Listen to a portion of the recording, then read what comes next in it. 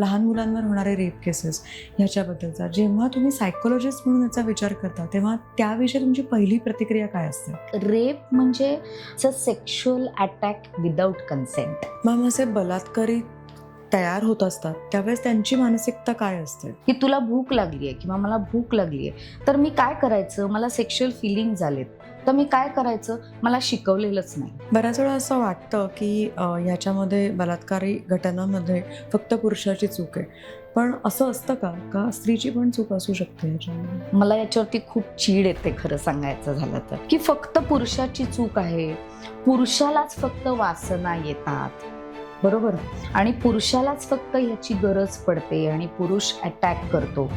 तर तसं नाही. समोरचा जेव्हा पुरुष तुमच्याकडे बघतो तो तुमच्या डायरेक्ट कडे बघतो. त्यांच्या डोक्यात हे काहीच नव्हतं की बलात्कार करायचं. लक्षात घ्या, पुरुषाच्या डोक्यात कधीही नसतं की आता मला बलात्कार करायचंय बरं का, असं कधीही ठरवून काही नसतं. तर याच्यामध्ये हे लक्षात घेणं गरजेचं आहे की स्त्री ही कुठेतरी सेक्शुअल सिग्नल देते, बरोबर. आपण जे सिनेमात बघतो की काही आयटम गर्ल्स, आयटम सॉंग्स आपण बघतो, तर काय करतात, हे एकतर्फी नाही, हे दुतर्फाच आहे.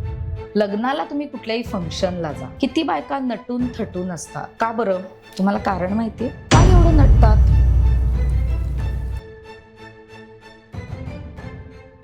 नमस्कार, मी अवंती दामले. आजच्या उघड उघडच्या पॉडकास्टमध्ये तुमच्या सगळ्यांचं स्वागत करते. आपण पहिल्यांदा मॅडमबरोबर ऑलरेडी एक एपिसोड केलेला आहे. मी परत एकदा शुभांगी मॅमचं स्वागत करते. नमस्कार मॅम, थँक्यू तुम्ही वेळ दिल्याबद्दल. आणि आजचा विषय जो आहे तो खूपच ज्वलंत विषय आहे, सो आपण विषयाला सुरुवात करूयात. पुण्यामध्ये आणि देशभरामध्ये आत्ता आपल्याला कानावर पडणाऱ्या ज्या घटना आहेत, स्पेशली अत्याचारांच्या किंवा लहान मुलांवर होणारे रेप केसेस ह्याच्याबद्दलचा जेव्हा तुम्ही सायकोलॉजिस्ट म्हणून याचा विचार करता तेव्हा त्याविषयी तुमची पहिली प्रतिक्रिया काय असते? मला खरं म्हणजे पहिल्यांदा रेप म्हणजे काय याच्यावरती बोलायला नक्कीच आवडेल. मुळात रेप म्हणजे basically it's a sexual attack without consent. याच्यामध्ये कुठलाही लव रोमांस असत नाही, तर याच्यामध्ये फक्त क्रुएल अटॅक असतो, राईट. तर त्यामुळे ही कन्सेप्ट जी आहे ती कन्सेप्ट कुठेतरी, मी मागच्याला जो विषय मांडलेला होता की सेक्शुअल भूक लागते माणसाला आणि माणूस खूप दिवस उपाशी राहिल्यानंतर ज्या पद्धतीने खातो, तशीच ही कन्सेप्ट आहे थोडीशी. तर हा अटॅक जेव्हा होतो तेव्हा त्या माणसाला कळत नाही, जसं आपण मी म्हटलं की 8 दिवस उपाशी राहिल्यानंतर ज्या पद्धतीने माणूस इतर कुठेही कुणाकडेही न बघता खातो, तशाच पद्धतीने कदाचित तो समोर सावज दिसल्यानंतर त्याच्यावर फक्त अटॅक करायचा, हेच डोक्यात असतं. त्यामुळे ह्या कन्सेप्टला आपण रेप असं म्हणूयात, की ज्याच्यामध्ये सेक्शुअल इंटरकोर्स असतोच, राईट, पण तो विदाउट कन्सेंट असतो आणि तो खूप क्रुएल्टीनी केला जातो. मॅम, असे बलात्कारी तयार होत असतात त्यावेळेस त्यांची मानसिकता काय असते? बरोबर. तर आपण हा कधी विचारच करत नाही की बलात्कारी तयार कसे होतात, बरोबर. तर तुम्ही सगळी उदाहरणं जर बलात्काराची पाहिली असतील, म्हणजे बलात्कारित व्यक्तीची म्हणूयात आपण, तर ते साधारणपणे एक लो क्लासमध्ये तो बलात्कारी जो वर्ग आहे तो आपण बघितला जातो. तर त्याच्यामध्ये असं असतं की मी एकतर म्हटलं मागच्याला जे मी पॉडकास्टमध्ये बोलले होते की याच्याबद्दलचं प्रचंड अज्ञान आहे, सेक्शुअलिटी बद्दलचं, सेक्स बद्दलचं. म्हणजे आपल्याला सेक्स ऑर्गन दिलेलं आहे शरीरात, बरोबर, त्याला भूक लागते, हेच आपल्याला शिकवलेलं नाहीये. कारण त्या सेक्स ऑर्गन विषयीच इतकी घृणा, इतकी किळस किंवा नॉन एक्झिस्टन्स असल्यामुळे त्या सेक्शुअल ऑर्गन मधून सेक्शुअल फिलिंग्ज येतात आणि ते सेक्शुअल फिलिंग्ज आले, जसं आपण म्हणू की सेक्शुअल भूक म्हणूया, की ती कशी भागवायची हे आपल्याकडे नॉलेजच दिलं जात नाही लहानपणापासून, की तुला भूक लागलीये किंवा मला भूक लागलीये तर मी काय करायचं, मला सेक्शुअल फिलिंग्ज आलेत तर मी काय करायचं, मला शिकवलेलंच नाही. आणि आजूबाजूला नैतिकता इतकी त्यामध्ये गुंतवली गेलेली आहे किंवा नैतिकतेचा इतका बडगा दाखवला गेलाय की असं वाटतं की आपलं ऑर्गन हे आपलं ऑर्गन नाहीये, आपल्या ऑर्गनची भूक ही आपली भूक नाहीये, तर ती समाजाप्रमाणे भूक भागवायची. राईट. तर कदाचित जे अडाणी आहेत किंवा जे फार शिकलेले लोक नाही आहेत, तर त्यांच्यामध्ये ही भावना खूप वाढीला लागते की अरे आपल्याला सेक्स ऑर्गन दिलंय, पण हे आपल्याला सेक्शुअल सॅटिस्फॅक्शन हवं तसं मिळत नाहीये. त्यामुळं ती उपासमार होत जाते. आणि मग कदाचित शिकलेला माणूस हा विचार करतो की समोरच्या व्यक्तीवरती तो आघात करायचाय का, तो अटॅक करायचाय का. पण जेव्हा अशिक्षित व्यक्ती, कुठलेही तुम्ही इथे बलात्कारित घ्या, तर ते अशिक्षितच होते. कोणी ट्रक ड्रायव्हर असतील, कोणी झोपडपट्टीतली लोक असतील. राईट. तर त्यांची मानसिकता अशी असते की समोर सावज कोणीही असो, मग ते लहान असो किंवा मोठं असो, त्याच्यावरती फक्त अटॅक करायचा आणि आपली सेक्शुअल गरज भागवायची. त्यामध्ये माणूस भान हरपतो. बरोबर. त्यामुळे बलात्कारित व्यक्ती ही खूप वेगळी असते. आपल्याला असं वाटतं की समाजात खूप बलात्कारित फिरतायत, म्हणजे आपल्या गल्लीत, आपल्या सोसायटीमध्ये फिरतायत, असं नाही. तर बलात्कार करण्यासाठी खूप ताकद लागते. हे कदाचित समाजाला माहिती नाहीये की बलात्कार करण्यासाठी करेज लागतं. बरोबर. की एखाद्यावरती, म्हणजे एखाद्या स्त्रीचा अशा वेळेस जर खूप रिजेक्शन असेल, खूप नकार असेल, तर त्या व्यक्तीला ते खूप अवघड जातं त्या व्यक्तीशी सेक्शुअल रिलेशनशिप ठेवणं, सेक्शुअल इंटरकोर्स करणं. त्यामुळे मला असं वाटतं की बलात्कारित व्यक्ती ओळखणं खरं म्हणजे खूप सोपं आहे. की ज्याच्या डोळ्यामध्ये तुम्हाला अगदी विखारी कुठेतरी सेक्शुअल भावना जाणवतात किंवा खूप भूक जाणवते. राईट. तर तिथे मला असं वाटतं की कुठेतरी अलर्ट होणं खूप गरजेचं आहे. बरोबर. तुम्हालाही अशा व्यक्ती भरपूर दिसत असतील, पण आपण तिथनं पळ काढतो किंवा तिथनं आपण सरळ सरळ विड्रॉ करतो की नाही, इथे राहणं बरोबर नाहीये. बरोबर. पण काही वेळेला मी म्हटलं ना की अवेअरनेस नसल्यामुळे हे बलात्कार घडतात. मॅम, आता सगळ्या म्हणजे सर्वसामान्य लोकांना हा प्रश्न पडलाय की 4 वर्ष, 3 वर्ष अशा छोट्या मुलांवर, मुलींवर ह्या घटना घडतात, यांच्याबरोबर ह्या घटना घडतात. तर नक्की गुन्हेगारांची काय सायकॉलॉजी असते याच्या मागे? का ते छोटे आहेत म्हणून त्यांना आपण काही पण अत्याचार करू शकतो, ही बेसिक एक विचार असतात त्याच्या मागचे? मी मगाशी म्हटल्याप्रमाणे की एखाद्या स्त्रीचा होकार मिळवणं हे खूप अवघड असतं सेक्शुअलिटीमध्ये. बरोबर. ते सुद्धा अनोळखी स्त्रीचा. बरोबर. तर यामध्ये बलात्कारित व्यक्तीची कदाचित अशी मानसिकता असते की लहान मूल हे सॉफ्ट टार्गेट असतं. बरोबर. ते कदाचित प्रतिकार करणार नाही, किंवा आपण जसं म्हणतो की कोवळेपणा त्यातला आवडतो, असं असतं खरंच. बरोबर. तर ते लहान मुलगा असेल, मुलगी असेल, तर त्याला हँडल करणं खूप सोपं आहे या दृष्टिकोनातून. आणि अशी व्हल्नरेबल लहान मुलं खूप आहेत. बरोबर. अगदी खरं सांगायचं झालं तर बिल्डिंगमध्ये जे कामगार काम करतात त्यांची मुलं अशीच फिरत असतात. मुलं फिरत असतात, मुली फिरत असतात लहान. बरोबर. तर अशा, किंवा कित्येक वेळेला, कालच मी एक रस्त्यावर झोपलेलं एक 3-4 वर्षाचं मूल पाहिलं. रस्त्यावर झोपलेले होते, म्हणजे आई वडील जवळ होते, पण ते मूल तिथे रस्त्यावर. ही रस्त्यावर झोपणारी खूप लहान मुलं आहेत.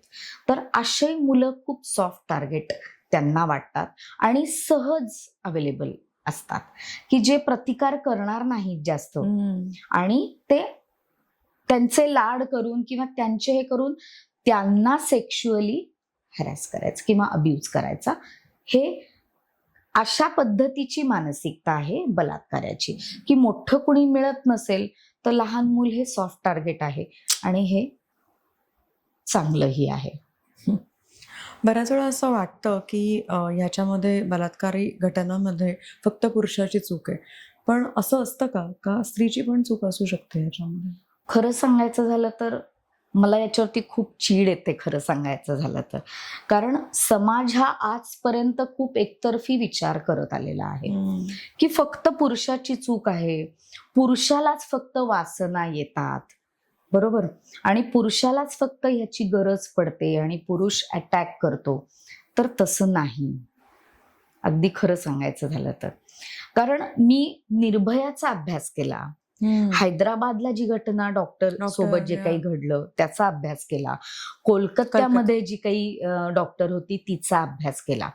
तर या सगळ्या अभ्यासात मला असं जाणवलं की स्त्री ही खूप ना काय म्हणूयात त्याला आपण, खूप कॅज्युअल असते, बरोबर.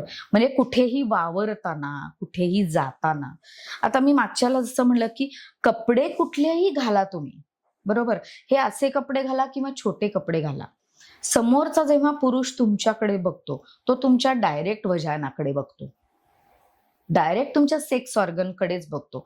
आणि हे सत्य पचतच नाहीये आपल्याला, बरोबर. आणि हे स्त्रियांना तर अजिबात शिकवले नाही की तू कुठेही जात असताना तू तुझं सेक्स ऑर्गन बरोबर घेऊन चाललीयस, ही रिस्क आहे. हे कुठलेही आई वडील आजपर्यंत मला जाताना सांगताना दिसलेले नाहीत मुलीला की तू सेक्स ऑर्गन बरोबर घेऊन चाललीयस, तुझं सेक्स ऑर्गन तुझ्या पाशीच असणार आहे. आम्ही तर नेहमी म्हणतो, म्हणजे CLRच्या याच्यामध्ये मी नेहमी आमच्या कोर्समध्ये नेहमी म्हणते की तुम्ही तुमचं ऑर्गन कपाटात ठेवून जाता का, 4 कुलपाट ठेवून मग बाहेर पडता का, बरोबर आहे. किंवा असं होतं का की रात्री 10 नंतर ते गायब होतं, असं होतं का, बरोबर आहे. तर रात्री 10 नंतर हिंडताना नक्की मला हे लक्षात ठेवायचंय की माझ्या ऑर्गन सहित मी हिंडतीये. याच्यामध्ये एक मोठा बिलीफ असा आहे की ज्याची मला खूप चीड येते, म्हणजे अख्ख्या समाजाचा हा वर्षानुवर्षाचा बिलीफ आहे की स्त्रियांना सेक्शुअल फिलिंग्जच नसतात. कुठे असतात? असतात का? स्त्रिया कधी बलात्कार करतात का? हा प्रश्न आहे की नाही, बरोबर. फक्त पुरुषच बलात्कार करतात आणि मग स्त्रिया काय करतात? आणि माझं असं म्हणणं असतं की त्या व्यवस्थित या अनअवेअरनेस पायी ट्रॅपमध्ये अडकतात की माझ्याकडे सेक्स ऑर्गनच नाहीये. म्हणजे अगदी आपण निर्भयाचं उदाहरण घेऊयात की रात्री 7 नंतर अख्ख्या दिल्लीला माहिती आहे की खूप रिस्क आहे स्त्रियांनी घराबाहेर पडणं, बरोबर. आपण पुरुषांविषयी नंतर बोलूयात, आपण आधी स्त्रियांविषयी बोलूयात.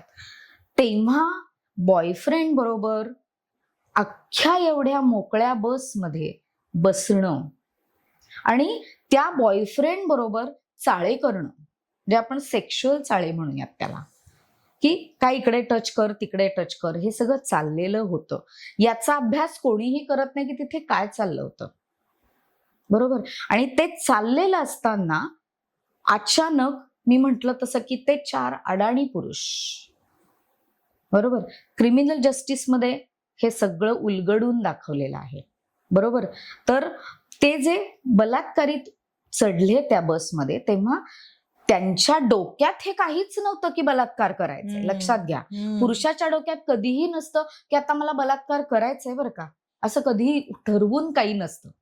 पण समोर एखादं असं दृश्य दिसलं की काहीतरी प्रव्होकिंग आपण म्हणूयात, तेव्हा कदाचित त्यांची ती चाळवते, सेक्शुअल भावना चाळवते. आणि मग समोरची स्त्री, जर स्त्रीचं लक्ष नाहीये, स्त्रीला कळत नाही आजूबाजूला काय चाललंय, भान नाहीये, तर अशा वेळेस स्त्रीला बळी पडण्या व्यतिरिक्त काही पर्यायच नसतो. याच्यामध्ये आम्ही नेहमी असं म्हणतो की बलात्कार झाल्यानंतर तुम्ही मोर्चे काढता, तुम्ही जाळपोळ करता, तुम्ही धरणं धरता, काहीच उपयोग नाहीये, शून्य उपयोग आहे. त्याच्यातनं काही बलात्कार थांबत नाहीत. तर कदाचित बलात्कार कसे प्रिव्हेंट झाले पाहिजेत याच्यावरती काम कुठेच नाहीये. कारण कोणालाच माहिती नाही की बलात्कार प्रिव्हेंट कसे होणार आहेत. म्हणजे तुम्ही मला माझ्याकडे आलात उद्या आणि मला विचारलं की मी खूप रिस्क एरियामध्ये जाते, तर मी कसं प्रिव्हेंट करायचं, तर तुम्हाला उत्तम प्रशिक्षण देऊ शकते, बरोबर. आपण सगळे पोलिसांवर अवलंबून आहोत, सगळ्या समाजावर अवलंबून आहोत. कुटुंबावर अवलंबून आहोत? नाही. स्त्रीनी स्वतःलाच वाचवणं हेच अंतिम सत्य आहे यामध्ये.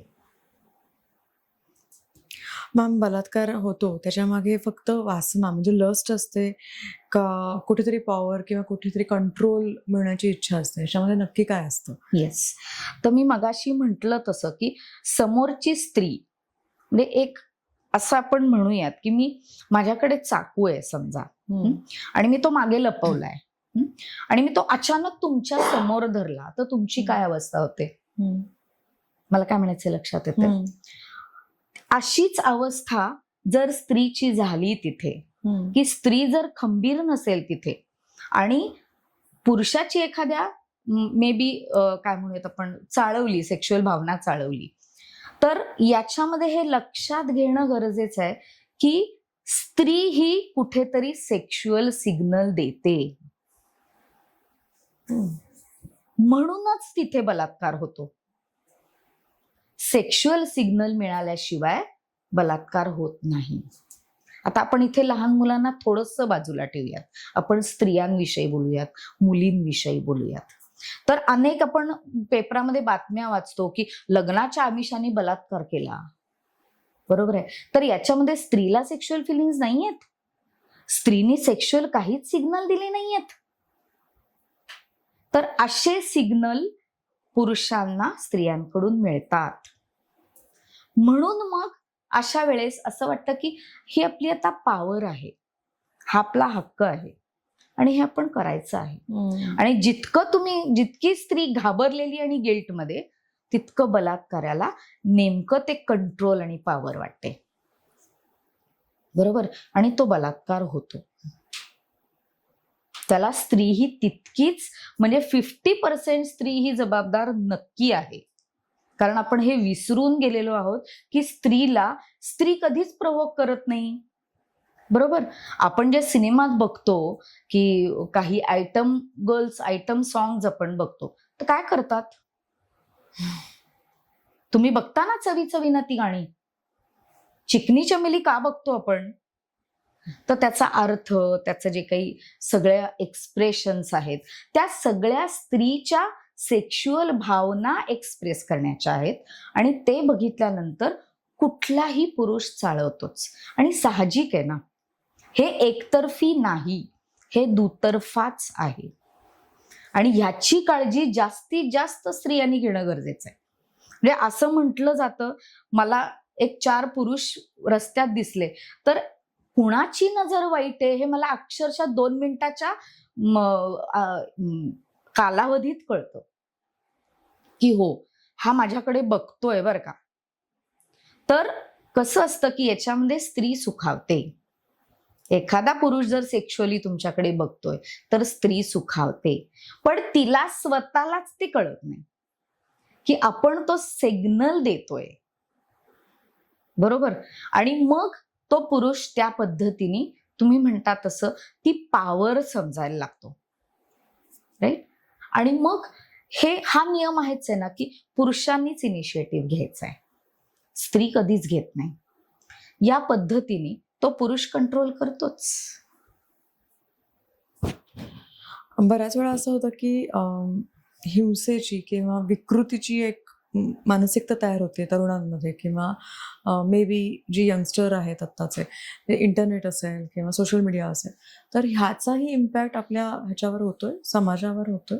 नक्की होतोय. म्हणजे हिंसा म्हणजे काय, परत एकदा आपल्याकडे पेरेंटिंग हा जो भाग आहे ना, तो पेरेंटिंग मध्ये खूप साऱ्या एरर्स आहेत. तर त्याच्यामधनं खरं म्हणजे पेरेंट्स कडनं अशी अपेक्षा असते की त्यांनी खूप काही मुलांना शिकवावं, खूप एरियामध्ये शिकवावं, अशी एक आपल्या ह्याच्यामध्ये अपेक्षा आहे. म्हणजे आपण पेरेंट्सना गॉड का मानतो? का तर ते सगळं आपलं करतात, म्हणजे बेसिक नीड्स भागवतात, त्याप्रमाणे सगळ्यातलं त्यांनी नॉलेज द्यावं, अशी एक अपेक्षा असते.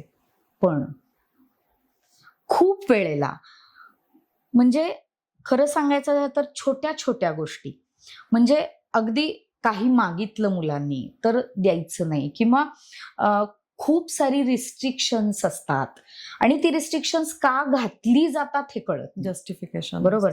आणि सेक्शुअलिटी बाबतीत तर शून्य आहे सगळं पेरेंटिंग. बरोबर. कारण ते स्वतःच इतके गोंधळलेले आहेत की मी मागच्याला जसं म्हटलं की मुलांनी किंवा मुलींनी म्हटलं जरी की माझी गर्लफ्रेंड आहे किंवा माझा बॉयफ्रेंड आहे, तरी अक्षरशः भूकंप होतो की आता काय करायचं. बरोबर. त्यामुळे सेक्शुअलिटीचं नॉलेज नसल्यामुळे किंवा पेरेंट्स कडून ते नॉलेज न दिल्या गेल्यामुळे ही मुलं काय करतात की पिअर ग्रुप बरोबर डिस्कस करतात. बरोबर. आणि पिअर ग्रुप कडून जर असं यायला लागलं की चालतंय रे, काय प्रॉब्लेम नाही, मुलींना असंच करायचं असतं. बरोबर. म्हणजे मुली ह्या अशाच बावळट असतात, मूर्ख असतात, अशा पद्धतीने मुलांच्या मध्ये डिस्कशन्स असतात. आणि मी ती स्वतः ऐकलेली की पोरी काय मूर्ख असतात, पोरींना काय अक्कल नसते. म्हणजे तो एक पुरुषी जो अहंकार आहे ना, तो आई वडील पण पोसतात आणि कदाचित मुलींच्या डोक्यात पण पुरुष प्रधान संस्कृती बसलेली आहे. त्यामुळे होतं कसं की यातून हिंसा करायची अशी एक मानसिकता तयार होते. आणि मग सेक्शुअलिटी मध्ये तर म्हणजे ह्या ट्रेंड आहे ना की सेक्शुअलिटी मध्ये मुलांनी जर मुलीला विचारलं तर तिने हो म्हणलंच पाहिजे. बरोबर. एखाद्या मुलीनी विचारलं तर मुलांनी हो म्हणलंच पाहिजे. बरोबर. किंवा मुलांनी नाही म्हणलं तरी चालेल पण मुलींनी होच म्हणायचं. कारण का तिथे ती लस्ट तयार झालेली असते. पहिलं सेक्शुअल अट्रॅक्शननीच सुरुवात होते. बरोबर. आणि मग ती मुलगी जसं जसं नाही म्हणायला लागते तसं तसं ती आतमध्ये हिंसा वाढायला लागते की तू नाही कशी म्हणतेस मला, मग मी आता तुझ्यावर बलात्कारच करतो, मी तुला लग्नाचं आमिष दाखवतो, लग्न करतो आणि मी तुझ्यावर आता बलात्कार करतो. आणि मग मुली खूप घाबरतात. मी म्हणणं ना की मुली घाबरतात अशा दृष्टिकोनातून की हे काय झालं, याचं तर मला काहीच नॉलेज नाही. मला असं वाटलं की हा मुलगा आपल्याला समजून घेणार, हा मुलगा आपल्याला खूप छान हँडल करणार सेक्शुअली, तर तसं काही नसतं. हे मुलींना प्रशिक्षणच दिलेलं नाहीये की पुरुष काय असतो, पुरुषाची सेक्शुअलिटी काय असते, पुरुष नेमकं काय अपेक्षा करतो, हे काहीच माहिती नसल्यामुळे हे असे सीन घडतात. बऱ्याच वेळा असं होतं की जे आताचे जे गुन्हेगार समोर येतात त्यांची काहीतरी पास्ट हिस्ट्री पण आहे, म्हणजे सेम गुन्ह्याची. आताच्या पुण्याच्या घटनेमध्ये तर असं दिसलं की ऑलरेडी त्या माणसाने 2 गुन्हे करून झालेले आहेत. तर मग असं आपण त्यांना कसे वावरू द्यायचं आपल्या समाजामध्ये, किंवा त्यांना ओळखायचं कसं की यांची मनोवृत्ती हीच असेल. तर मुळात मी असं म्हटलं की कदाचित बलात्कारी व्यक्तीला शिक्षा देऊन संपतं का हो? नाही. मला काय म्हणायचं लक्षात येते की त्यांनी एकदा केला, 2दा केला, 3दा केला, तर त्याला फक्त शिक्षा दिली की त्याचं काम झालं असं होतं का? नाही होत. बरोबर.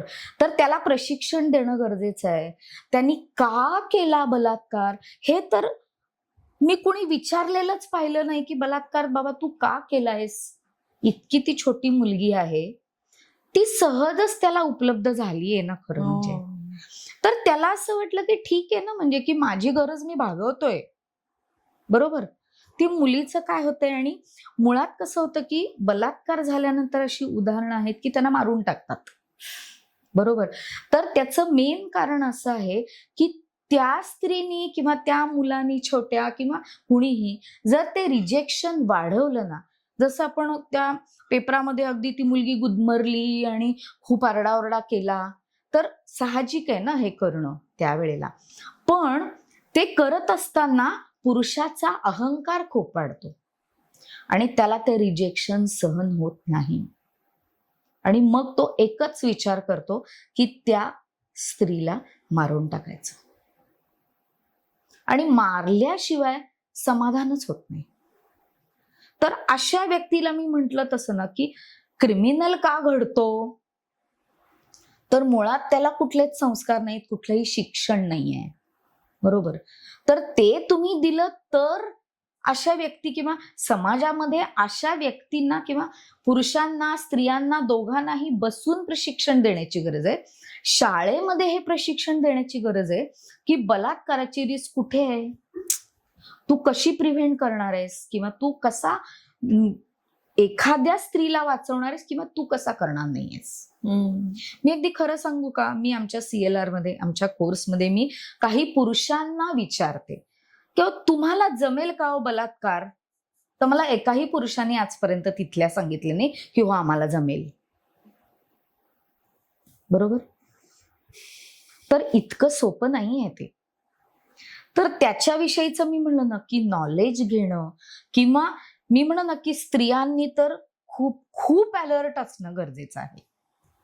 तुम्ही सांगता ना की अगं गाडी नीट व्यवस्थित चालव, बरोबर, किंवा पैसे खर्च करताना व्यवस्थित खर्च कर, हे तुम्ही देता ना, म्हणजे की हे बाळकडू देता ना, तसंच तुझं सेक्स ऑर्गन तुझं आहे, तुझ्या पाशीच असणार आहे, तू कुठेही गेलीस तरी, आणि रिस्क सगळीकडे आहे.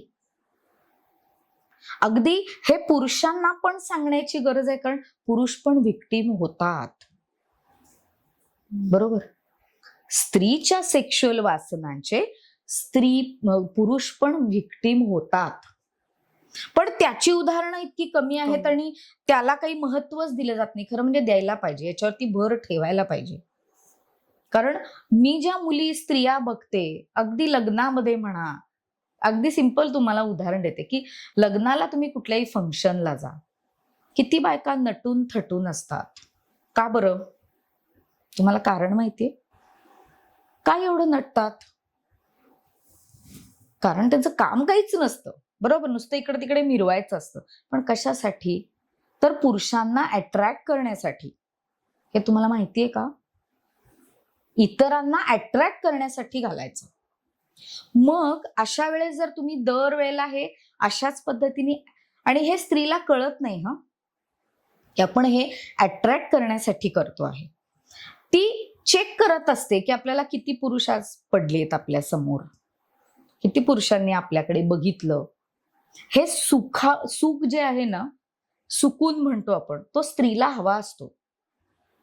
बरोबर. आणि ते किती पुरुष आपल्याकडे बघतात आणि किती वेळा बघतायत, हे त्यांची चेकलिस्ट असते.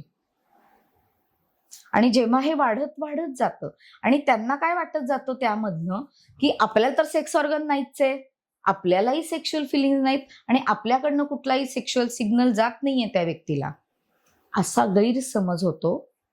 आणि मग त्यातून हे सगळं वाढत जातं. बऱ्याच वेळा असं होतं की हे जे काही गुन्हेगार आहेत ते ओळखीचे असतात किंवा नातलग असतात, खूप जवळचे असतात. तर ह्या अशा जेव्हा आपण अशा सिच्युएशन मध्ये असतो तेव्हा कसं डील करायचं? कारण का खूप अवघड असतं. एकतर ट्रॉमा असतो, कुठेतरी विश्वासाला तडा गेलेला असतो. तर अशा वेळेस काय करायला पाहिजे? येस. तर माझ्याकडे तर भरपूर अशा चाइल्ड सेक्शुअल अब्यूजच्या केसेस आहेत. म्हणजे चाइल्डहुड ट्रॉमा हा इथेच आहे. बरोबर. पेरेंटिंग हा एक आहे, पण सेक्शुअल अब्यूज हा खूप मोठा ट्रॉमा आहे. माझ्याकडे खूप केसेस आहेत अशा. आणि होतं कसं की लहानपणी जे काही घडलेलं आहे ना, ते क्वचित वेळेला म्हणजे 25 वर्षापर्यंत आठवतं. रिसर्च असं सांगतो की 25 वर्षानंतर तुमची ती जी मेमरी असते ना, अचानक जागी होते आणि तुम्हाला त्या ट्रॉम्याचा त्रास व्हायला लागतो.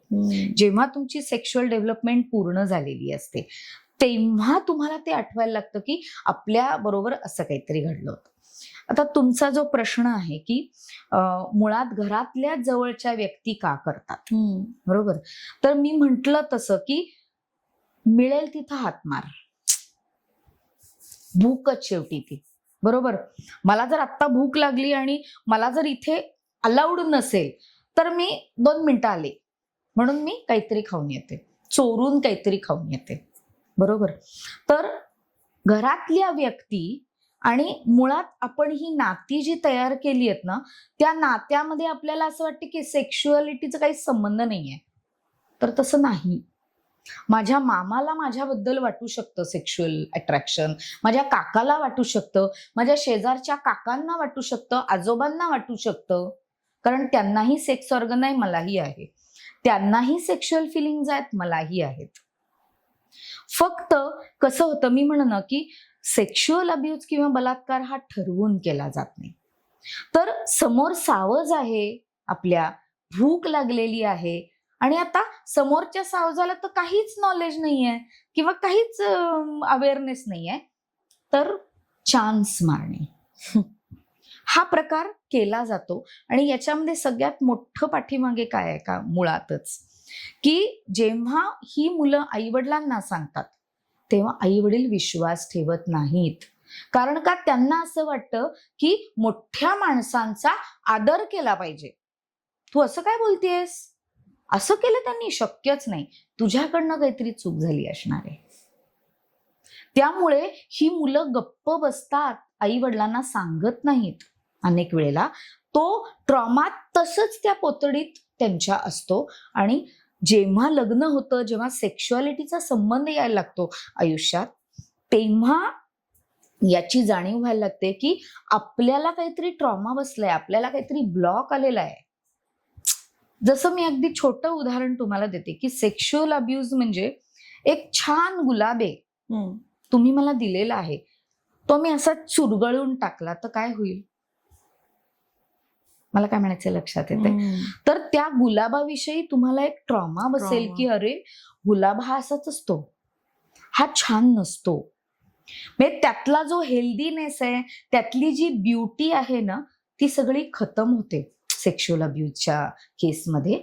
आणि मग त्या व्यक्तीला फेस करणं, त्या व्यक्तीपासून पळ काढणं, कारण ती जवळचीच व्यक्ती आहे, घरातल्या आईने केलेला अब्यूज, वडिलांनी केलेला अब्यूज, मी स्वतः या केसेस हँडल केलेल्या आहेत. पण ती मुलं पूर्णपणे त्यातनं बाहेर पडलेली आहेत, कारण त्यांना हे जाणीव देणं गरजेचं आहे की याच्यात तुझी चूक काही नव्हती.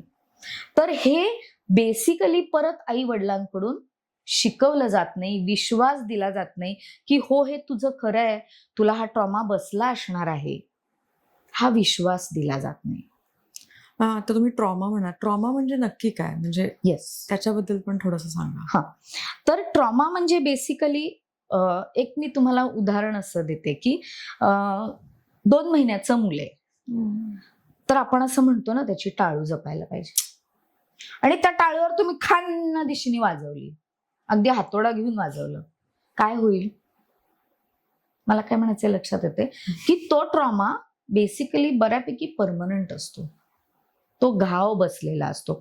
कारण तुम्हाला छान लाईफ जगायला मिळणार आहे अशी तुमची लहानपणापासूनची स्वप्न असतात, पण आयुष्य तसं नाही. आयुष्य ट्रॉम्यानी भरलेलं आहे, धक्क्यांनी भरलेलं आहे. तुम्ही या बिलीफ मधनं चालत असता की सगळं छान होणार आहे, राईट? म्हणजे आपले आईवडील छान असणार आहेत, आपलं शिक्षण छान होणार आहे, आपलं लग्न छान होणार आहे, आपल्याला मुलं, असलं काहीही नसतं. तर हे सगळं धक्क्यातून गेल्याशिवाय आयुष्य जगता येत नाही. बऱ्याच वेळा असं होतं मॅम समाजामध्ये की तिने आरडाओरडा का नाही केला, किंवा तिने त्याला काही विरोध का नाही केला, का ती पळून का नाही गेली. पण बऱ्याच वेळा जेव्हा आपण अशा पीडित व्यक्तींशी बोलतो तर त्यांचं म्हणणं हे असतं की मला ते सुचलंच नाही, म्हणजे मी स्तब्ध झाले होते, फ्रोझन झाले होते. तर त्याच्यामागची मानसिकता काय असेल? मी परत एकदा म्हटलं तसं की सगळ्यात पहिल्यांदा हा बिलीफ असतो की सगळी माणसं छानच आहेत, बरोबर? दुसरा बिलीफ असा आहे की ना मला सेक्स ऑर्गन आहे ना समोरच्या पुरुषाला आहे, बरोबर? म्हणजे अगदी छोटं उदाहरण देते की या मुली अगदी छान छान ड्रेस करून पार्टीला जातात, बरोबर? पार्टीमध्ये जातात, एन्जॉय करतात आणि त्यांना असं वाटतं की आपल्याला कुठे आहे सेक्स ऑर्गन.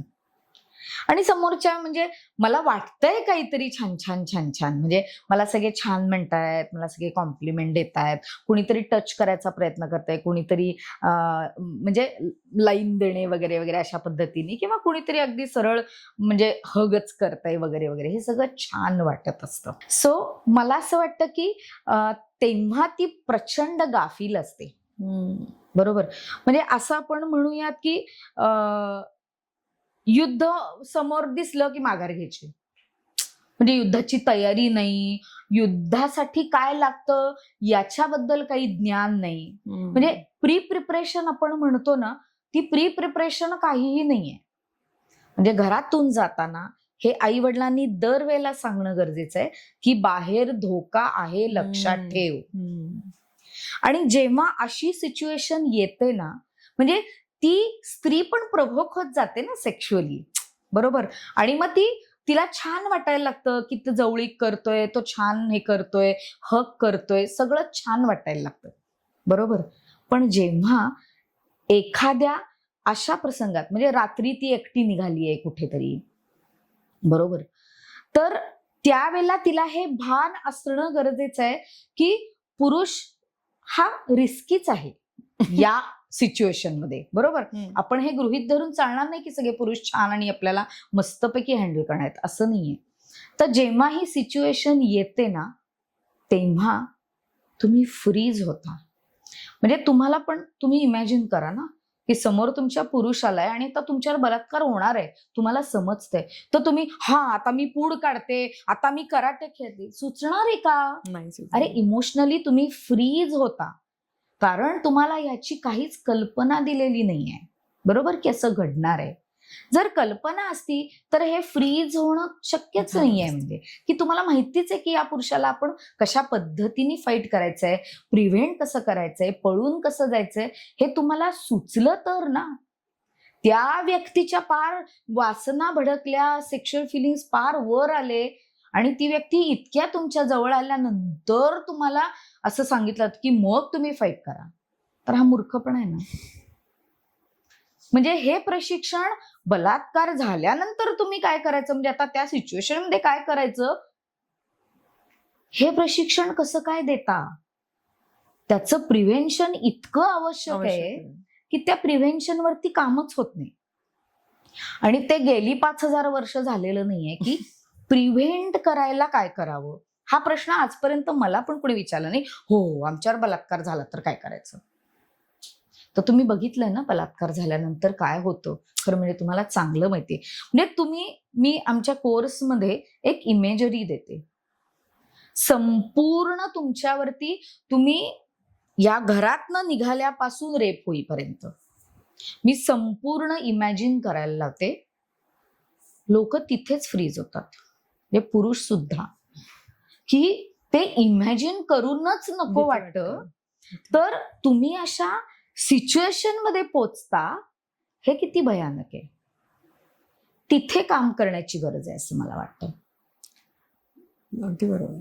पण मॅम, जेव्हा असं म्हणतो की घटना घडली आहे, पण मग सेल्फ ब्लेम यायला लागतं की माझ्याचकडून काहीतरी चुकीचे सिग्नल गेले असतील किंवा माझे कपडेच काहीतरी हे असतील, मीच संध्याकाळची बाहेर पडली असेल, मीच एकटी कुठेतरी गेली असेल, तर अशा वेळेस कसं डील करायचं त्या गोष्टीशी?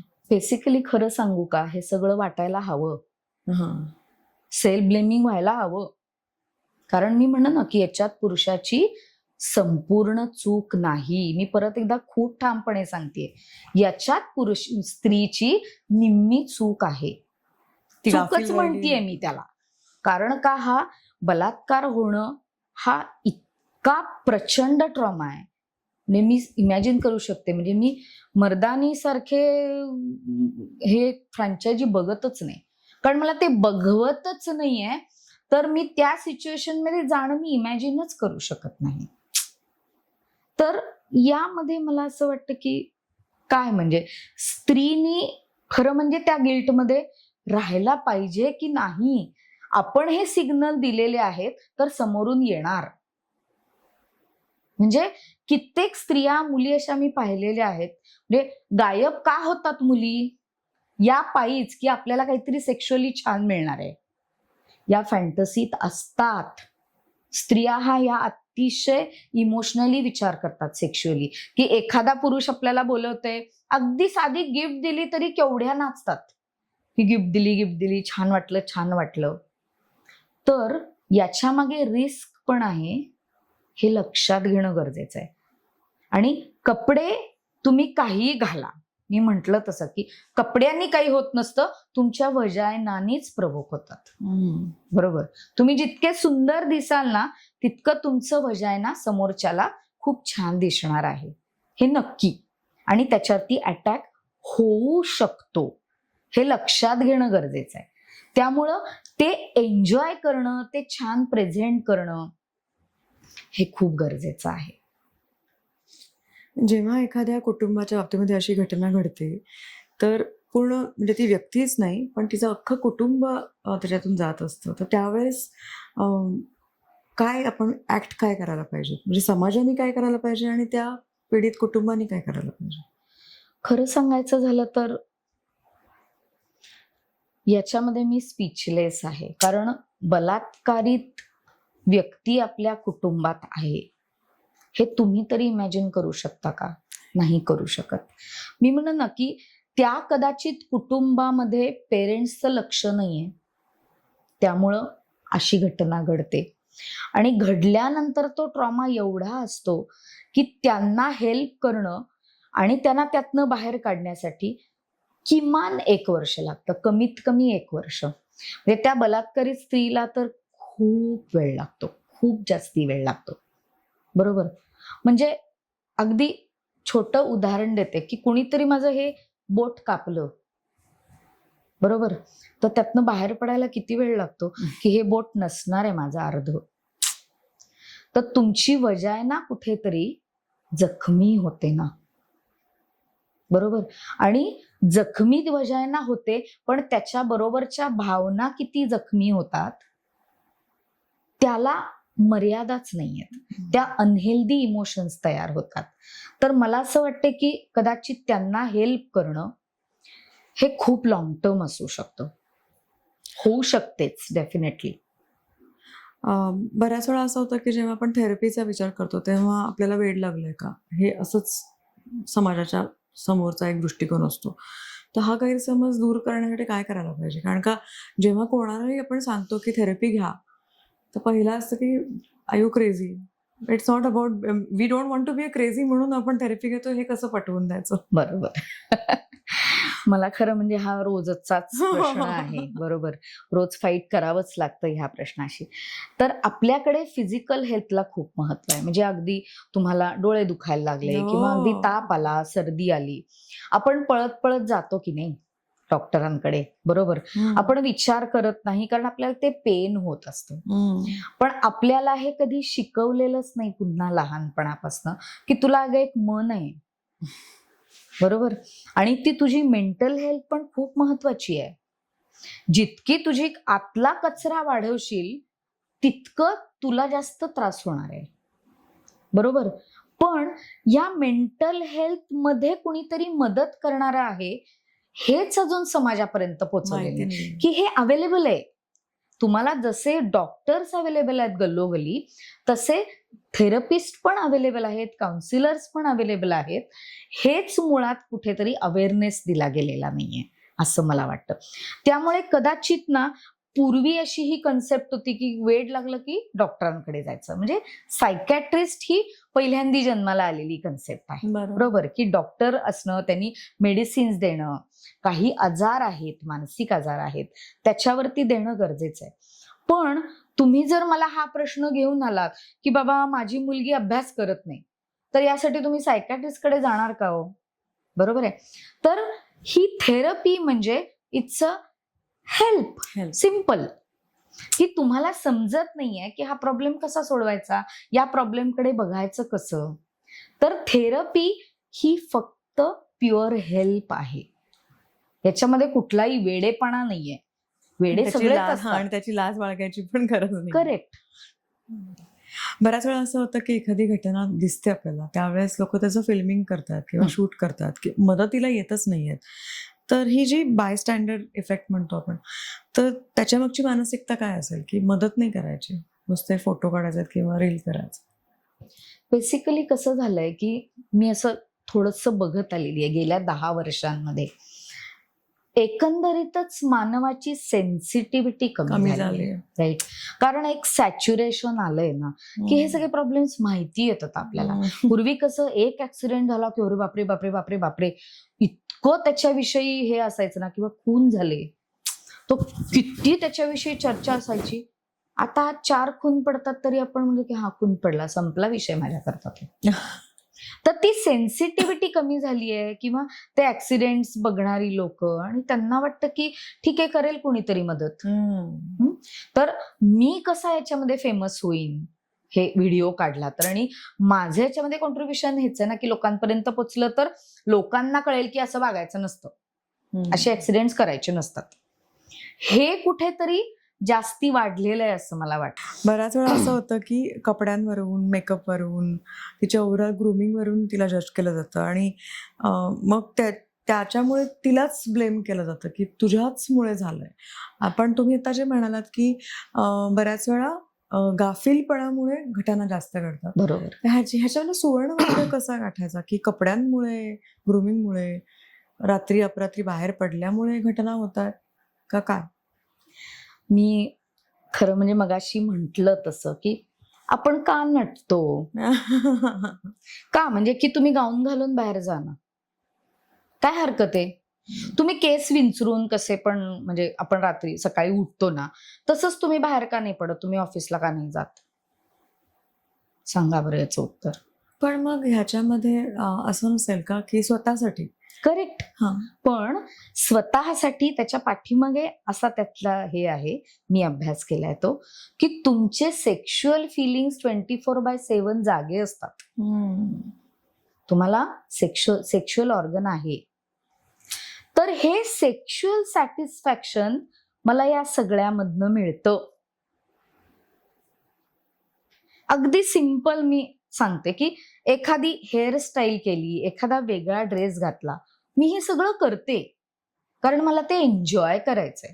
मला सेक्शुअल सॅटिस्फॅक्शन हवंय त्यातनं. माझं वय असं आहे म्हणून मी असं राहायचं तसं राहायचं असं नाहीये.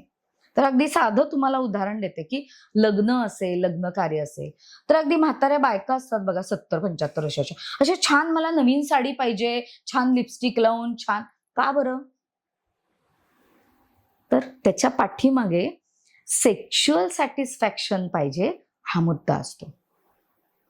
त्यामुळे होतं कसं की जी ओव्हर करते ना, तिला जज केलं जातं की ही आता टपके पाडणार एक 4-5 पुरुषांना, पाडणारच ही.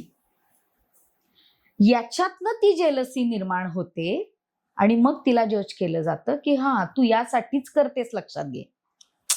तू आत्ता आपल्या सगळ्या मैत्रिणींच्या ग्रुपमध्ये आलीयस, पण आपण हॉटेलमध्ये आलोय ना, मग मला 4 पुरुष बघणार नाहीत का? अगदी वेटरनी सुद्धा बघावं अशी माझी अपेक्षा असते. आणि हा अवेअरनेस नसतो. हे सगळं सबकॉन्शियस लेवलवरती चालू असतं की मला हे सगळं हवंय. म्हणजे एवढी जी काही ही कॉस्मेटिक इंडस्ट्री आहे ना, ती ह्यामुळे चालते. की स्त्रियांनी जितकं नटेल, जितकी कॉस्मेटिक्स वापरतील, तितकी ती सुंदर आणि तितकी ती जास्त अट्रॅक्टिव्ह आणि पुरुषांना अट्रॅक्ट करणारी आहे. आणि हे स्त्रीला कळत नाहीये, हा प्रॉब्लेम आहे, हा अवेअरनेस नाहीये. मग आता बऱ्याच वेळा आपण टीव्हीवर पण बघितलं, काही सिनेमे पण असे आलेत की जिथे कन्सेंट बद्दल बोललं गेलंय. कन्सेंट किती महत्वाचं आहे एखादी गोष्ट करण्यासाठी? म्हणजे कुठल्या कन्सेंट बद्दल बोलताय? सेक्शुअल कन्सेंट बद्दल. Sexual consent. तर मी असं म्हटलं की मी आता आज समजा खूप छान आवरून चालली आणि माझं शाळेचं रियुनियन आहे, खूप छान आवरून चाललीये. का चाललीये? लक्षात येतंय की त्यावेळचे माझे मित्र आणि आत्ता बघणारे माझे मित्र यांच्या नजरेत फरक असणार आहे ना. बरोबर. तर याच्यामध्ये प्रॉब्लेम असा होतो की मी जाते रियुनियनला आणि एखादा मला मुलगा हळूच मेसेज करतो की भेटशील का, आणि मी इतकी हादरते की अरे बापरे, हे काय. आणि मी ते दाबून ठेवते कारण मला हे कळलेलंच नसतं की मी या इंटेन्शनली गेले, मला तो रिस्पॉन्स मिळाला, मला सेक्शुअल सॅटिस्फॅक्शन मिळालं, पण त्याचे परिणाम हे आहेत. आणि मग तिथे कन्सेंटचा खूप मुद्दा येतो की ह्या पुरुषाला मी हो म्हणायचं का नाही म्हणायचं, का तोंडावर नाही म्हणायचं, हे मला समजत नाही. कारण मला ते सॅटिस्फॅक्शन पण कुठेतरी म्हणजे खुणावत असतं की अरे हा आपल्याला विचारतोय, आपल्याला आपला क्रश होता कदाचित शाळेत असताना, पण आता म्हणजे हा विचारतोय तर म्हणजे भारी वाटतंय, म्हणजे पुढं काही नको. बरोबर. तर हे सगळं ना आपली फॅन्टसी असते की हे सगळं कन्सेंटनी होतंय आणि व्हावं, होत नाही. विदाउट कन्सेंटच एखादा तुमच्या सेक्शुअल ऑर्बिटमध्ये शिरू शकतो. बऱ्याच वेळा मित्रमंडळी बसलेली असतात आणि मग गप्पा चालू असतात, त्याच्यामध्ये महिलांच्यावर काही अश्लील जोक होतात किंवा बरोबर. काही कमेंट्स केल्या जातात. अशा वेळेस एक पुरुष मित्र म्हणून त्या व्यक्तीने काय करणं अपेक्षित आहे आणि काय अपेक्षा आपण केली पाहिजे? पुन्हा एकदा खरं सांगायचं झालं तर आपला एक खुळा समज असा आहे की माझं सेक्स ऑर्गन कुणीतरी सारखं प्रोटेक्ट Protect करणारी माणसं हिंडणारी पाहिजेत. एक तर आई वडील, भाऊ, पोलीस, काका मामा लोक, शेजारी लोक, किंवा सामाजिक कार्यकर्ते, किंवा फार तर फार वकील. या सगळ्यांनी ना सतत माझं सेक्स ऑर्गन प्रोटेक्ट करत बसलं पाहिजे. मला त्याची काहीच म्हणजे मी प्रोटेक्ट करण्याची काहीच गरज नाहीये. You know what I mean. तर अशा ग्रुपमध्ये मी पण वावरलेली आहे की मित्र बसलेत, मित्रांच्या बायका बसलेल्या आहेत आणि चेष्टा चालू आहे. तर याच्यामध्ये स्त्रियांनी स्वतःला प्रोटेक्ट करणं शिकलं पाहिजे, कारण त्याच्यामध्ये सेल्फ रिस्पेक्ट आहे. मला हा माझ्या वतीनं बोलेल, तो माझ्या वतीनं कशाला? हे तुम्हाला उगाच प्रोटेक्शन कशाला? वेडपटपणा हा नाही. तुम्ही स्वतःचं ऑर्गन प्रोटेक्ट करू शकता एव्हरीवेअर, जिथे तुम्ही जाल तिथे. तर मित्राच्या प्रोटेक्शनची गरज नाही, असं माझं मत आहे. सोशल मीडिया, इंटरनेटवर बरेच वेळा पॉर्नोग्राफिक कंटेंट मुलांचा बघितला जातो मुलांच्याकडून, तर त्याचाही परिणाम मानसिकतेवर होत असतो? अपेक्षा असतील? नक्की. म्हणजे पॉर्नोग्राफी बघून तर तुमच्या सेक्शुअल भावना खूप चाळवतात, प्रवोक होतात, आणि त्याच्यामधलं जे सप्रेशन आहे ना, म्हणजे बिहेवियर लेवलवरचं, की मला हे सॅटिस्फॅक्शन मिळत नाही, बरोबर, तर ह्याद्वारे ते कुठेतरी पोनद्वारे सॅटिस्फाय केलं जातं. आणि मग असं वाटतं की स्त्री अवेलेबल आहेच आहे ना, स्त्री इतका वेळ पेनिट्रेशन करू शकते, स्त्री दोघांबरोबर करू शकते, असा गैरसमज या मुलांचा होऊ शकतो की स्त्री अवेलेबलच असते, स्त्री नाही म्हणतच नाही, किंवा स्त्रीला हवंच असतं हे सगळं, असं पुरुषांना वाटायला लागतं किंवा मुलांना सुद्धा वाटायला लागतं. आणि मग ते गृहीत धरायला लागतात की त्याप्रमाणे मला ते मिळालं पाहिजे, आणि यातूनही बलात्कार नक्कीच घडू शकतात. आणि मला असं वाटतं की रिपोर्टेड खूप कमी आहेत बलात्कार. Unreported unlimited. बरोबर. रिजेक्शन पचवता न येणं किंवा म्हणजे लहानपणची मला घटना आठवते की रिंकू पाटीलची एक घटना होती की ती पेपरला गेली होती आणि त्या मुलांनी तिला जाळून टाकलं. हे रिजेक्शनच्या मुळे झालं होतं. तर ते रिजेक्शन कसं पचवता आलं पाहिजे मुलांना किंवा मुलींना सुद्धा? बरोबर. तर मला थोडंसं इथे परत एक कॉन्ट्राव्हर्शियल वाक्य म्हणावं असं वाटतंय की थोडंसं रिंकू पाटीलचं आपण उदाहरण घेतलं तर जेव्हा तो तिच्या मागे लागलेला होता तेव्हा तिने त्याला रिस्पॉन्स दिलेला होता, हे कोणालाच माहिती नाहीये. मला आता आठवत नाही, मी अशीच काहीतरी कॉलेजमध्ये होते तेव्हा मी हा अभ्यास करायचा प्रयत्न केला की तिने काय केलं. तर तिने त्याला रिस्पॉन्स दिलेला होता, त्यांचं व्यवस्थित अफेअर होतं, पण काही कारणांनी मी म्हणलं ना की मुलींचा अशा वेळेस इगो वर येतो आणि त्या अचानक नाही म्हणायला सुरुवात करतात. आणि जेव्हा ते विदाऊट रिझन नाही सुरुवात होते ना, आणि ब्रेकअप कदाचित झाला असेल दोघांचा, आणि त्याच्या डोक्यात तो सूड, कुठेतरी राग, सूड निर्माण झाला, आणि तो इतका टोकाला गेला. आणि स्त्रिया पण मी तुम्हाला सांगते की तितक्याच हे असतात की त्या अत्यंत वाईटपणे रिजेक्ट करू शकतात पुरुषांना, खूप वाईटरित्या करू शकतात. आणि त्याचा परिणाम म्हणून मी म्हटलं तसं की मुलांना राग येऊ शकतो, मुलं टोकाला जाऊ शकतात की मी तुला आता सोडणार नाही. पण मग हे ऍसिड अटॅक किंवा हे जे केसेस असतात तिथे पण असंच असतं? हो.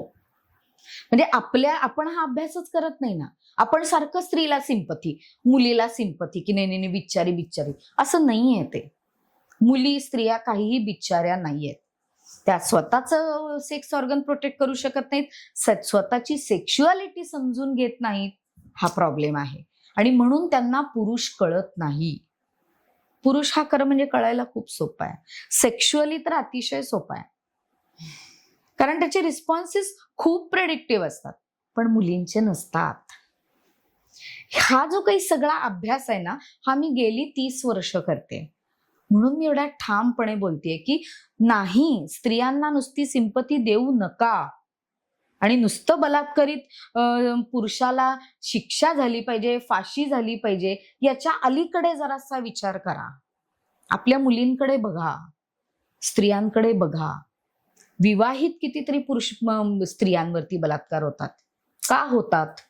कारण मी म्हणलं ना की आमिष, माझी सेक्शुअल फिलिंग्ज आणि माझं सेक्शुअल सॅटिस्फॅक्शन या पायी त्या ऑर्बिटमध्ये जातात. आपण बऱ्याच वेळा मुलींना म्हणतो की तुम्ही सुशिक्षित आहात आणि तुम्ही सुरक्षित राहण्यासाठी काही गोष्टी करायला पाहिजेत, नियम पाळले पाहिजेत. पण संवेदनशील कसं व्हायला पाहिजे मुलांनी सुद्धा? म्हणजे आता सध्या खूप ट्रेंडिंग आहे की बिटिया राणी राज करेगी असं एक गाणं आहे. तर त्याच्यावर आता असं म्हटलं जातं की तिला असा राजा मिळेल मग ती राज्य करेल. त्याच्याऐवजी ती स्वतःच राज्य निर्माण करेल आणि राज्य करेल. अगदी हा बरोबर, विचार येत नाहीये. अगदी बरोबर. कारण मी म्हंटल कोणाचा तरी आधार मिळाला तरच. करेक्ट. कसं आहे माहिती का, मी मागचा पॉडकास्ट झाल्यानंतर एक विचार करत होते की का बरं असं, म्हणजे इतकं सप्रेशन आणि नॉलेज नाही, त्याच्याबद्दल बोलायचं नाही, असं का निर्माण झालं असावं. तर माझ्या असं लक्षात आलं की आदिम काळामध्ये हे कदाचित पुरुषांच्या लक्षात आलं असावं किंवा स्त्रियांच्याही लक्षात आलं असावं की सेक्शुअलिटीमध्ये हाय प्लेजर आहे. सगळ्यात मोठं जे प्लेजर आहे ना, ते सेक्समधून आहे. तर हे लक्षात आल्यानंतर कदाचित नियम बनवले गेले असतील की याच्याबद्दल बोलायचं नाही आणि हे प्लेजर घ्यायचं नाही. बरोबर. ह्याच्यामध्ये स्त्री इतकी अडकत गेली ना की तिला असं वाटलं की आपण सेकंडरीच आहोत यामध्ये. कारण पुरुष इनिशिएटिव्ह घेतो, पुरुषांना कमी प्लेजर मिळतं, बाईला खूप प्लेजर मिळतं. बाईचे ऑर्गॅझमचे पॉइंट्स खूप आहेत.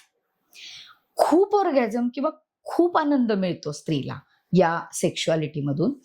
तर स्त्रीला असं कुठेतरी घडवलं गेलेलं आहे डेलिबरेटली की तुला नाही, म्हणजे तुला काही अधिकार नाही आहेत. तुला तुझं सेक्स ऑर्गन तू नाही प्रोटेक्ट करायचंस, तुझ्या पुरुषांनी करायचं. तुझा मर्द जो असेल ना, त्यांनी प्रोटेक्ट करायचं. असं एक निर्माण केलेली समजूत आहे, कंडिशनिंग. बरोबर. त्या कंडिशनिंग मधून कदाचित असं झालेलं आहे की तिनं स्वतःचं राज निर्माण करणं हा प्रश्नच नाहीये, पण सगळ्यात मोठी सेक्शुअलिटी आहे की तुला मी सेक्शुअली प्रोटेक्ट करणार आहे. कारण कित्येक आजकाल माझ्याकडे स्त्रिया येतात ना, म्हणजे घटस्फोट घ्यायचा आहे, तर त्यांचा पहिला प्रश्न असतो, मी एकटी कशी राहू. तर पहिला प्रश्न तोच आहे ना की माझी सेक्शुअलिटी कशी मॅनेज करू. हाच प्रश्न आहे. हा पुरुषाला कधीही पडत नाही की मी एकटा कसा राहू. तो व्यवस्थित प्रोटेक्ट करू शकतो ना स्वतःचा ऑर्गन, स्त्री का करू शकत नाही. तर हे शिकवलेलंच नाहीये, म्हणून ती राज करू शकत नाही. पण माझ्यासारख्या ज्या स्त्रिया आहेत त्या कायमच राज करणाऱ्या आहेत. पण सेक्शुअल अवेअरनेस फुल आहे, 100% आहे. माझ्यावर कधीही रेप होणार नाही आणि झालेलाही नाही लहानपणापासून, आणि कसलाच मला अनुभवच नाहीये खरं सांगायचं झालं. पण मी या सगळ्या क्लायंटच्या माध्यमातून, सगळ्यांच्या शेअरिंगच्या माध्यमातून मी ते खूप अनुभवलंय, फील केलंय. एम्पथी पण खूप फील केलेली आहे की काय होत असेल. डेफिनेटली कदाचित त्यामुळेच सेक्शुअलिटी बाबतीत निगेटिव्हिटी मला कधीच नव्हती. कायम पॉझिटिव्हिटीच होती. मुलांच्या वागण्यामध्ये जर काही बदल जाणवला किंवा खूप चिडतायत किंवा रडत बसतायत, काही खात नाहीयेत, लपवत आहेत काहीतरी, तर पालकांनी त्यांच्याशी कसं बोलतं करावं त्यांना. बऱ्याच वेळा म्हणजे माझ्या माहितीत पण एक घटना अशी होती की छोट्या मुलांना जे बसने घेऊन जात होते, ते बस ड्रायव्हरच काहीतरी पापी घेणं किंवा बॅट टच करणं करत होते. छोटी मुलं होती. मग ती मुलगी सांगायची की मी जाणार नाहीये शाळेमध्ये. सो आई वडिलांना कळत नव्हतं की शाळेत का नाही जायचंय, शाळा आवडत नाहीये का. तसं नव्हतं, ड्रायव्हरच्या मुळे जाणार नव्हतं. बरोबर. तर ते कसं बोलतं करायला? नाही, माझ्याकडे पण अशा खूप सेक्शुअल अब्यूजच्या केसेस आलेल्या आहेत. पण परत एकदा मी म्हणलं तसं की पेरेंटिंग एरर, की पेरेंट्सच एवढे म्हणजे ते मूल घाबरलेलं असतंच, ते सिम्पटम्स दाखवतच, पण ते पालकच इतके घाबरून जातात की आता करायचं काय. म्हणजे त्यांना हे समजत नाही की त्या मुलाचं करायचं काय, हे समजत नाही की त्या ड्रायव्हरला काही बोलायचं काय. तर मी तिथे पालक असेल तर मी त्या ड्रायव्हरला समोर बोलावून त्याला 2 कानफडे दिल्याशिवाय मी राहणार नाही. पण हे धाडसच नाही. कारण आपल्याच मुलाला हे ट्रॉमा आहे, आपल्याच मुलाला बाहेर काढायचंय असं नाहीये. तर मी तुम्हाला सेक्शुअल अब्यूजच्या केसेस थोड्याशा सांगते की मी कशा पद्धतीने हँडल करते. तर सेक्शुअल अब्यूजच्या केसेसमध्ये सगळ्यात प्रॉमिनंट काय असतं सांगू का, की त्यांची सुप्त इच्छा अशी असते की तो जो अब्यूज करणारा माणूस आहे ना, त्याला मला मारायचंय, त्याला त्याचा खून करायचंय. राईट.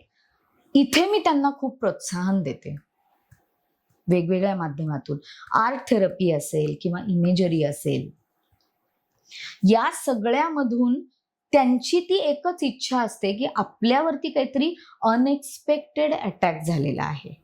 आणि मी म्हणलं ना की माझं ऑर्गनच मला माहिती नाही, तर माझ्या ऑर्गनवरती कुणी अटॅक करतंय ते त्या लहान मुलाला बिचारायला काय माहिती. तर मी म्हणलं नक्की 8व्या वर्षापासनं सेक्स एज्युकेशन त्यांना कळेल अशा भाषेत नक्की दिलं पाहिजे. म्हणजे तुम्हाला अगदी आश्चर्य वाटेल की माझ्याकडे 7 वर्षाची मुलगी आली होती आणि ती खूप ट्रॉमॅत होती. का ट्रॉमॅत होती? आई घेऊन आलेली होती आणि ती ट्रॉमॅत अशासाठी होती की तिने पोन बघितलं होतं. आणि ते कसं बघितलं होतं, तर तिने असं सांगितलं, आमच्या वर्गात 2 वर्ष मोठी असलेली काही मुलं आली होती आणि त्यांनी आम्हाला फळ्यावरती पोन साईट लिहून दिल्या होत्या आणि त्यांनी आम्हाला धमकी दिली की हे बघायचं, खूप मज्जा असते.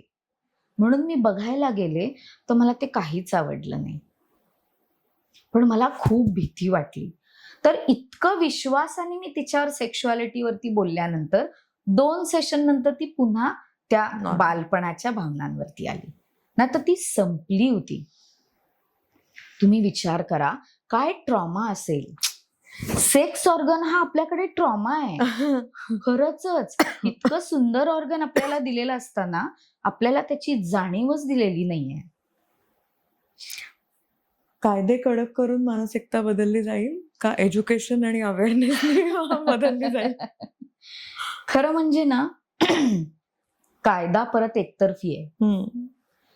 कायदा हा सांगत नाही की मुलींनी काय केलं पाहिजे. म्हणजे बलात्कारित मुलींचं कसं चूक आहे आणि त्यांना काय शिक्षा झाली पाहिजे हे पण त्याच्यात पाहिजे असं मला नक्की वाटतं. कारण तिला फक्त सिंपथी मिळत राहते आणि ती त्या ट्रॉमेतनं बाहेरच येत नाही आणि ती परत परत व्हिक्टीम होऊ शकते ना. तर तिच्यासाठी पण कायदा पाहिजे की बाई तू स्वतःला सांभाळ, तू स्वतःला प्रोटेक्ट तुला करताच आलं पाहिजे. याकरता कायदाच नाही. कारण कायदा बनवणारे सगळे पुरुष, स्त्री कोण आहे कायदा बनवणारी? नाहीच आहे. त्यामुळे पुरुषाला फाशी द्या, विषय संपवा. तर बलात्कार थांबतात का? अजिबात थांबत नाहीत. रिपोर्टेड 10 पेपरात येतात, अनरिपोर्टेड तर मी म्हणणं अनलिमिटेड आहेत. तर कायदा करून उपयोग काय झालाय? कारण कायदा मुळावरती काम करत नाहीये. राईट. वरवर काम करतोय कायदा की पटपट पटपट संपवा, फास्ट ट्रॅक वर संपवा. तर असं संपून त्या मुलीचं आयुष्य गेलंच ना. त्या आई वडिलांनी आज काय करायचं हा प्रश्नच आहे की नाही. प्रश्न. इमोशनल इंटेलिजन्स वाढवला पाहिजे, अवेअरनेस आला पाहिजे. तर ह्याची सुरुवात कधीपासून झाली पाहिजे आणि शाळा कॉलेजेसमध्ये काय करायला पाहिजे ह्या गोष्टींसाठी? कारण आता जरा शाळांमध्ये गुड टच बॅड टच बद्दल बोललं तरी जात आहे. आमच्या वेळेस ते पण नव्हतं, काहीच नव्हतं. सो ऍटलिस्ट ते तरी होते. तर इमोशनल इंटेलिजन्स वाढावा. आणि तुम्ही आता जे पूर्ण वेळ जे सांगतायत तर त्याच्याप्रमाणे स्वतःच्या ऑर्गनला स्वतः प्रोटेक्ट करण्यासाठी काय करायला पाहिजे? येस. तर ते कसं करता येईल आणि ते शाळांपासून चालू करावं का कॉलेजमध्ये कसं? येस. तर मुळात मला असं वाटतं की मगाशी मी जसं म्हटलं तसं की आपल्याला सेक्शुअल फिलिंग्ज येतात. फिलिंग्ज म्हणजे इमोशन्स, बरोबर. तर मुळात आपल्याकडे इमोशनल इंटेलिजन्स ही इतका अभाव आहे, प्रचंड अभाव आहे.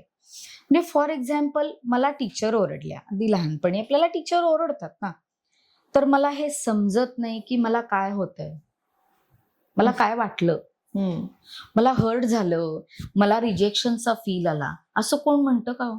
नाही. बरोबर. म्हणजे तुम्हाला एखादा तुमच्या आयुष्यात प्रॉब्लेम आला तर तुम्हाला सांगता येतं का की मला अशा इमोशन्स आल्यात? नाही सांगता येत. तर मुळात इमोशनल इंटेलिजन्स हा प्रकारच आपल्या समाजात नाहीये. कारण इमोशन्सवरती बोलायचंच नाहीये आणि इमोशन्सचा परत खूप खूप खूप जास्ती पुअर नॉलेज आहे इमोशन विषयी. राईट. फक्त घटनांवरती भर देतो आपण, असं घडलं, तसं घडलं, तसं घडलं, तसं घडलं. तर आमचं काम काय आहे? मी तर गेली 25 वर्ष इमोशनल इंटेलिजन्स वाढवायचाच तर प्रयत्न करते, लोकांना प्रशिक्षण देऊन प्रत्येक ह्याच्यामध्ये, अगदी डेथ वरती सुद्धा मी प्रशिक्षण घेते 4 दिवसांचं, की डेथ म्हणजे काय, डेथ काय असते याचं कम्प्लीट मी प्रशिक्षण देते. अशा भरपूर सुइसाईड आहे किंवा ग्रीफ आहे, या सगळ्याविषयी का देते? कारण इमोशनल तुम्ही जेवढे अवेअर व्हाल ना तेवढं तुम्हाला, तुम्ही मगाशी जे म्हणले की तुम राज करोगे, तुम्हाला इमोशन जेवढ्या कळतायत तेवढ्या.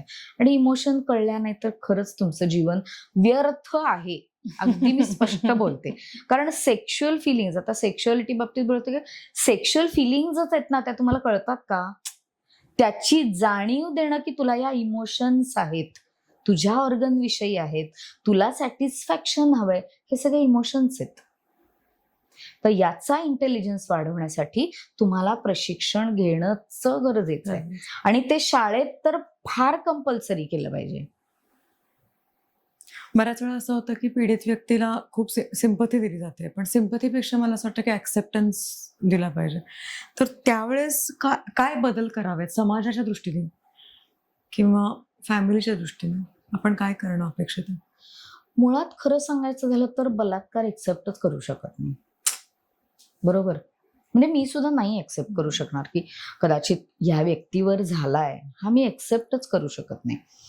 पण मी म्हंटल ना की जर एका व्यक्तीवरती झाला असेल ना, तर तुम्ही त्यातून शिकून इतर मुलींना जर तुम्ही हेल्प केली तर तुम्हाला एक्सेप्टन्स येईल की नाही, मी 10 व्यक्तींना तरी यापासून प्रवीण केलं. तर तशा पद्धतीचा मला वाटतं एक्सेप्टन्स असणं गरजेचं आहे, रादर दॅन बलात्कारित व्यक्तीचा एक्सेप्टन्स असणं, सॉरी बलात्कार झालेल्या व्यक्तीवरती. कारण तो अवघड आहे. मानसिक आरोग्य आणि सुरक्षितता याचा थेट संबंध वाटतो का? आणि मग याचा अर्थ असा होतोय का की तुम्ही मगाशी पण म्हणालात की सेक्शुअलिटी ही एक प्रकारची भूक आहे, तर मग कुठेतरी आपण ताबा ठेवायला कमी पडतोय का त्या गोष्टींवर? मुळात ताबा म्हणण्यापेक्षा उलट ताबाच ठेवतोय फक्त. अच्छा. त्याला लेट गो करतच नाहीये.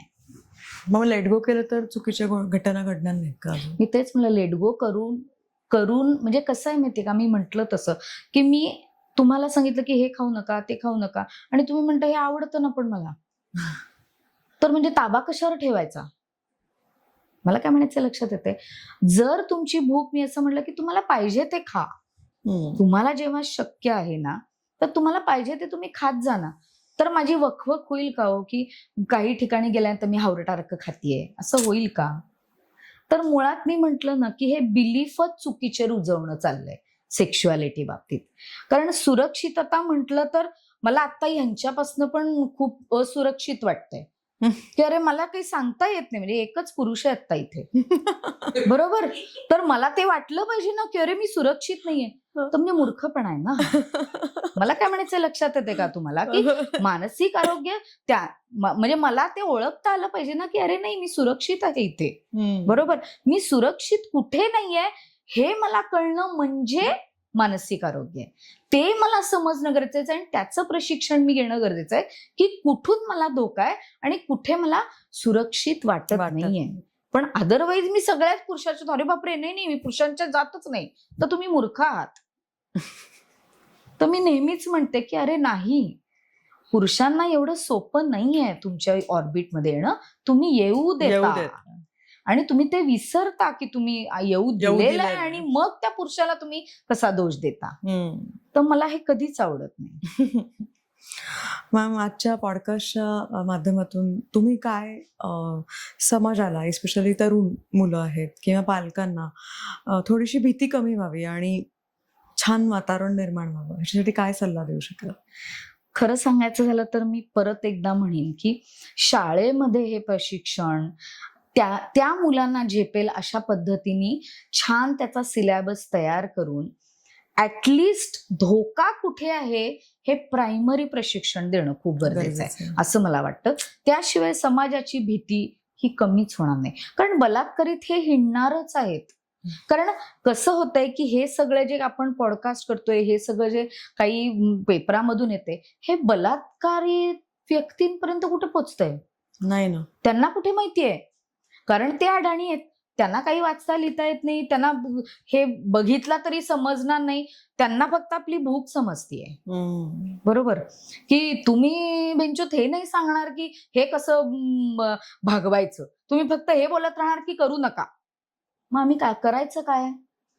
आता ती जी म्हातारी व्यक्ती आहे ती बसून आहे तिथे घरामध्ये, तर त्या व्यक्तीला वाटतच असणार आहे ना सेक्शुअल फिलिंग्स काय मरेपर्यंत संपत नाहीत. तर त्या व्यक्तीची ती सप्रेस होऊन एक दिवस तो भडका उडला त्याचा, हे समजणं गरजेचं आहे. त्याला शिक्षा करून काहीही होणार नाही. तर हे मला कळणं गरजेचं आहे की कुठल्या पुरुषाला ती खरंच सेक्शुअल सॅटिस्फॅक्शनची गरज आहे, त्याप्रमाणे प्रशिक्षण देणं आणि प्रशिक्षण सगळ्यांनी घेणं गरजेचं आहे असं मला वाटतं. हे अत्यंत बऱ्यापैकी अवघड पण आहे, सोपं पण आहे, पण घेणं गरजेचं आहे. कारण आम्ही खूप ग्रॅज्युअली त्याच्यामध्ये सगळ्या गोष्टींचा समावेश केलेला आहे. अगदी लव्ह रिलेशनशिप्स कशी तयार होतात हे पण त्याच्यामध्ये आम्ही केलेलं आहे. सेक्शुअल अट्रॅक्शन्स कशी होतात, कुठल्या वयात होतात, सेक्शुअल फिलिंग्स किती आपल्या जाग्या असतात 24/7, हे सगळ्याचं प्रशिक्षण आम्ही देतो. Thank you ma'am. आजचा हा विषय आणि म्हणजे मला असं वाटतं की समाजाच्या दृष्टीने बघायला गेलं तर एक संवेदनशील समाज निर्माण होण्यासाठी हा विषय खूप महत्वाचा होता. तुम्ही एवढा वेळ दिलात त्याबद्दल मी तुमची खूप आभारी आहे. Thank you so much. मला माहिती आहे की प्रेक्षकांना हा एपिसोड नक्की आवडेल. तुमचे काही डाऊट्स असतील तर तुम्ही आम्हाला विचारू शकता आणि परत आपण नवीन विषयावर मॅडमना बोलवू शकतो आणि परत एक नवीन विषय घेऊन आपण गप्पा मारू शकतो. तोपर्यंत मॅम तुमचे परत आम्ही आभार मानते. Thank you so much. माझी एक शेवटी अशी रिक्वेस्ट आहे की तुम्ही या YouTube ह्याच्यावरती कमेंट्स कराव्यात या पॉडकास्टवरती असं मला वाटतं. Thank you so much.